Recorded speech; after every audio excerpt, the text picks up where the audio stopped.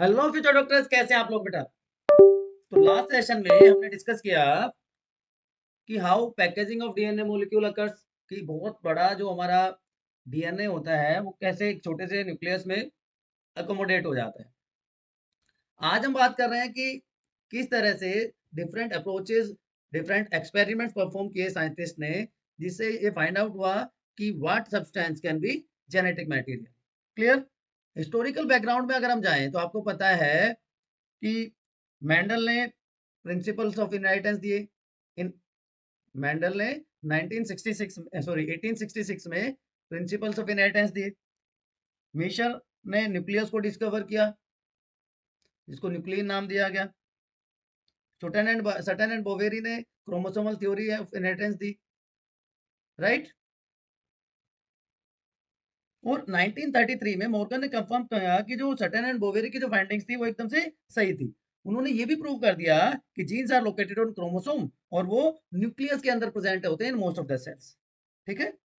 लेकिन जो क्वेश्चन था what molecule were actually the genetic material, वो अभी भी अनआंसर्ड था। तो इसका सबसे पहला अटेम्प्ट परफॉर्म किया ग्रिफिथ ने, जिसको हम ग्रिफिथ एक्सपेरिमेंट या ट्रांसफॉर्मिंग प्रिंसिपल भी कहते हैं। उन्होंने माइस के ऊपर अपने एक्सपेरिमेंट कंडक्ट किए and studied pneumonia which is caused by streptococcus pneumoniae. ठीक है। 1928 तक साइंटिस्ट को ये नहीं पता था कि डीएनए जेनेटिक इंफॉर्मेशन को कैरी करता है, लेकिन उनको पता था कि there is something which can cause bacteria to transform from one type to another, और इसी को ट्रांसफॉर्मिंग प्रिंसिपल कहा गया। क्लियर। तो ग्रिफिथ ने अपने एक्सपेरिमेंट में 1928 में जो निमोनिया कोजिंग माइक्रोब है उसके दो स्ट्रेन्स लिए। एक स्मूथ जिसको एस कहा गया, जो विरुलेंट है, डिजीज कोजिंग है, क्योंकि उसके चारों तरफ एक पॉलीसेक्राइड म्यूकस का कोट होता है। ये म्यूकस का कोट आपको यहाँ पे दिखाई दे रहा होगा। और दूसरा रफ या नॉन विरुलेंट, जो डिजीज कोज नहीं करता because it lacks this mucus coat. तो आर स्ट्रेन नॉन विरुलेंट है, एस स्ट्रेन विरुलेंट या डिजीज कोजिंग है। उन्होंने अपने एक्सपेरिमेंट को 4 स्टेप्स में परफॉर्म किया। पहले स्टेप में उन्होंने माइस को इंजेक्ट किया विद एस स्ट्रेन, तो माउस डाइड। ठीक है। और जो लिविंग एस स्ट्रेन की सेल थी वो उसके हार्ट में मिली। दूसरी पार्ट में उन्होंने लिविंग आर स्ट्रेन को इंजेक्ट किया माउस में। Mouse survived and no bacterial cells were located in heart. अब थर्ड पार्ट में उन्होंने एस स्ट्रेन को हीट किल किया और हीट किल एस स्ट्रेन को इंजेक्ट किया माइस में। No bacterial cells found in heart, mice survived.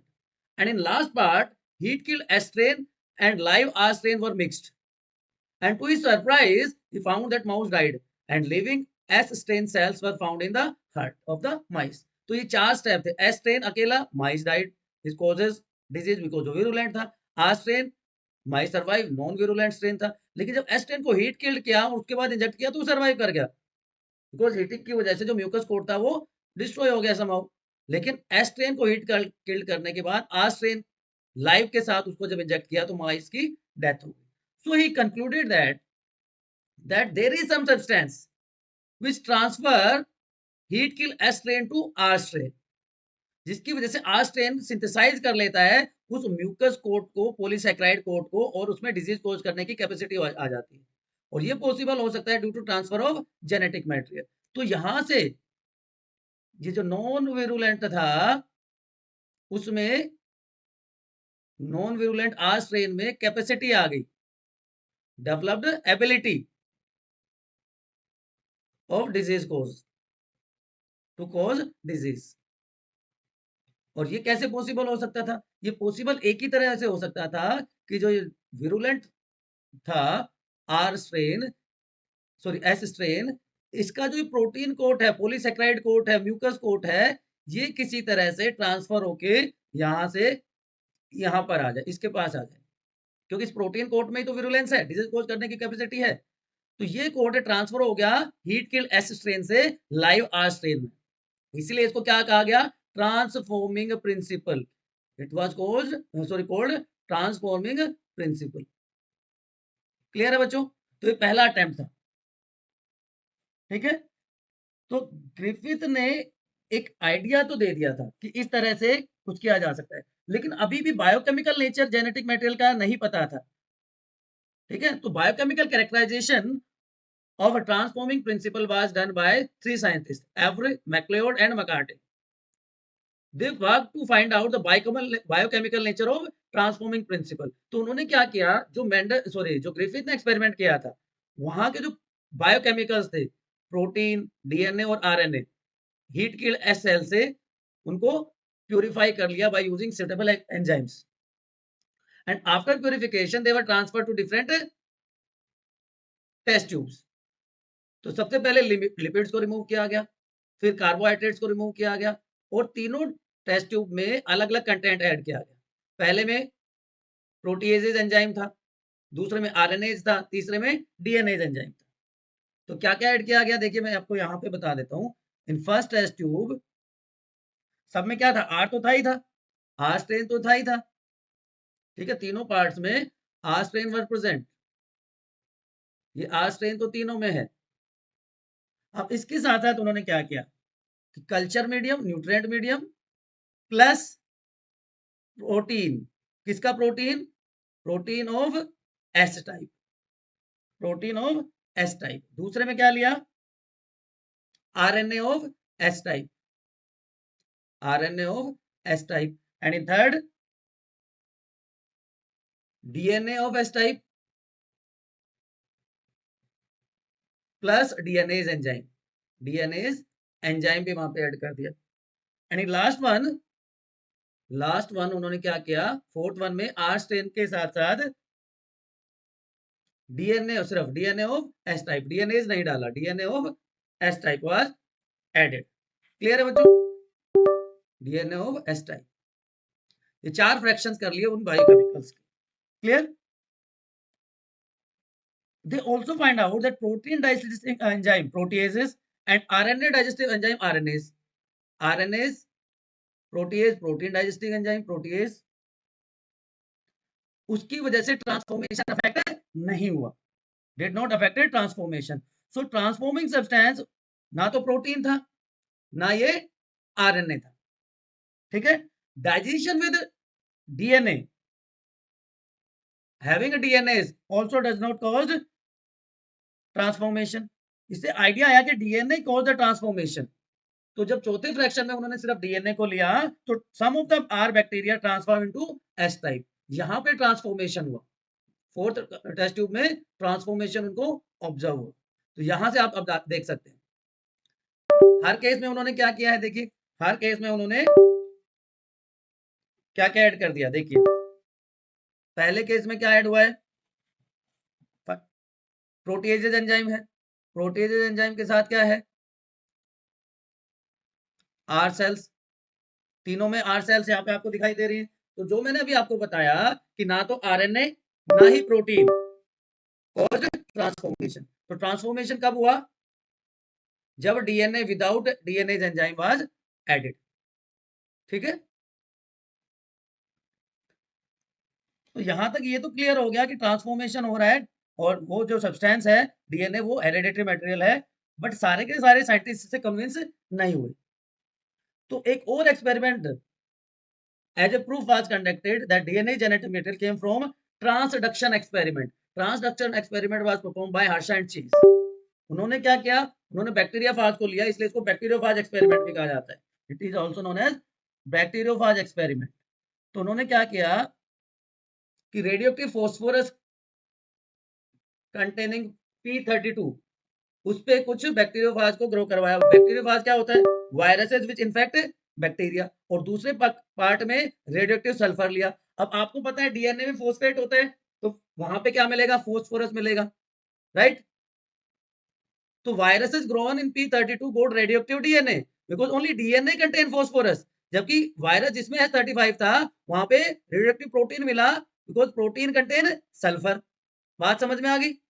तो ये बैक्टीरियोफाज है, यहाँ पे आपको दिख रहा है दोनों बैक्टीरियोफाज हैं. एक में S35 लिया गया है प्रोटीन कैप्सूल में, दूसरे में P32 लिया गया है डीएनए में.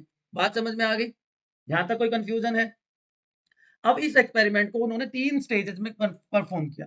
पहले में इन्फेक्शन, पहला स्टेज क्या था, infection. Second stage was blending and third stage was centrifugation.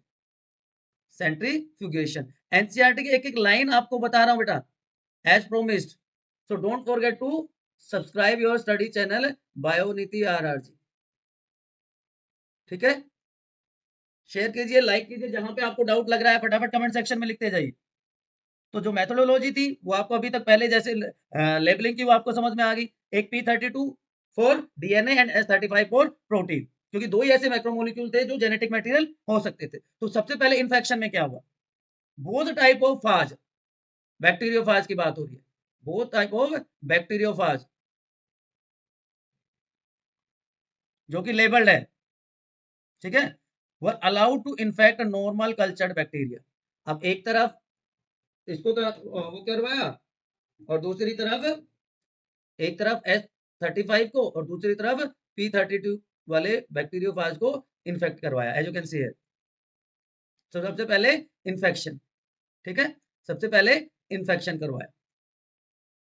DNA was introduce and protein coat was left out. Second step में क्या किया, ब्लेंडिंग करी। ब्लेंडिंग में क्या हुआ, ड्यूरिंग ब्लेंडिंग जैसे कि इन्फेक्शन प्रोसीड हुआ बैक्टीरियल सेल में, उनको एजिटेट किया गया ब्लेंडर में to break the contact between virus and bacteria. तो ब्लेंडिंग में कॉन्टैक्ट तोड़ने की कोशिश की गई, ब्लेंडिंग में कॉन्टैक्ट तोड़ने की कोशिश की गई between virus and bacteria, and finally sanctification was done. The virus particle separated from bacteria. तो सेंट्रिफिकेशन में उनको घुमाया गया हाई स्पीड में, उसकी वजह से वो अलग हो गए। अब हुआ क्या, जो हैवियर पार्ट था, जो हैवियर पार्ट था वो सेटल डाउन हो गया in the form of pellet, और जो हल्का पार्ट था वो उसने क्या बना दिया, सुपरनेटेंट। तो हैवियर पार्ट क्या था, पैलेट में था, और लाइटर पार्ट सुपरनेटेंट में था। तो bacteria infected with virus having radioactive DNA were radioactive. इससे ये प्रूव हो गया कि डीएनए पास हो गया वायरस से बैक्टीरिया में, और जहां पे radioactive protein was not radioactive, इसका मतलब प्रोटीन नहीं एंटर हुआ बैक्टीरिया में from the virus. So radioactivity was not discovered detected in the sales having S35, जो कि सुपरनेटेंट में था, लाइट वेट था। Radioactivity was detected in sales having P32 because वो पैलेट में था। सुपरनेटेंट में रेडियोएक्टिविटी ऑब्जर्व नहीं की गई।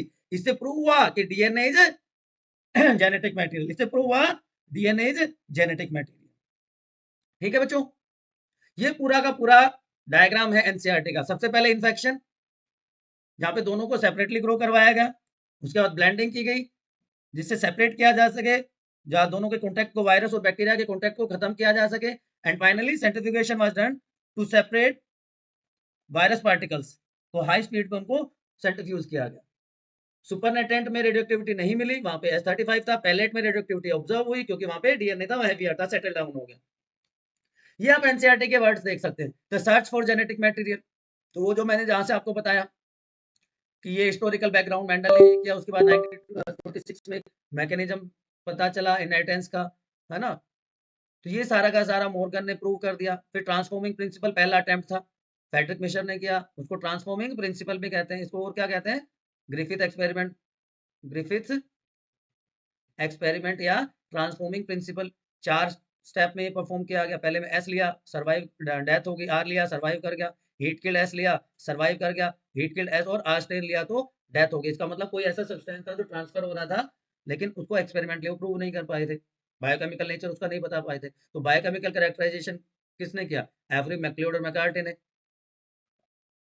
उन्होंने बता दिया कि भैया ऐसे ऐसे होता है। उन्होंने उससे बायोकेमिकल फ्रैक्शंस कर दिए, एक में सिर्फ प्रोटीन लिया, एक में आरएनए लिया, एक में डीएनए लिया विद डीएनए एंजाइम, और चौथे में सिर्फ डीएनए लिया। तो जहां पे चौथे फ्रैक्शन में सिर्फ डीएनए लिया था, वहां पे ट्रांसफॉर्मेशन ऑब्जर्व हो गया। बट सारे के सारे साइंटिस्ट उससे व्हाट यू से, मतलब उनको विश्वास नहीं था। So one more experiment was conducted by तीसरा एक्सपेरिमेंट किसका था, हर्ष एंड चेज का। उन्होंने प्रूव कर दिया कि DNA is the genetic material. ठीक है, तो आगे हम बात करेंगे जेनेटिक मटेरियल की प्रॉपर्टीज की। और ऑलरेडी मैं आपको बता चुका हूँ डीएनए और आरएनए का फर्क क्या है। यहाँ पे डीएनए और डीएनए का फर्क आपको कमेंट सेक्शन में बताना है। What is the difference between DNA and DNase, DNase, sorry ase, DNA और डीएनए में क्या फर्क है, फटाफट कमेंट सेक्शन में बता दो। कोई डाउट है तो आप अपने स्टडी डेस्टिनेशन बायोनिधि RRG पे कमेंट सेक्शन में पूछ लो। अगर चैनल पर नए हो तो फटाफट विदाउट एनी डिले सब्सक्राइब करो। पहले से हैं तो भी लाइक करना है, शेयर करना है। सारा का सारा study material free of cost आपको अपने स्टडी डेस्टिनेशन बायोनिति आरआरजी पर मिलता है बच्चों। ठीक है ना? Thanks for being with us. Keep studying. See you soon and keep doing this. We need your support. अपने डाउट्स हमेशा की तरह पूछते रहिए।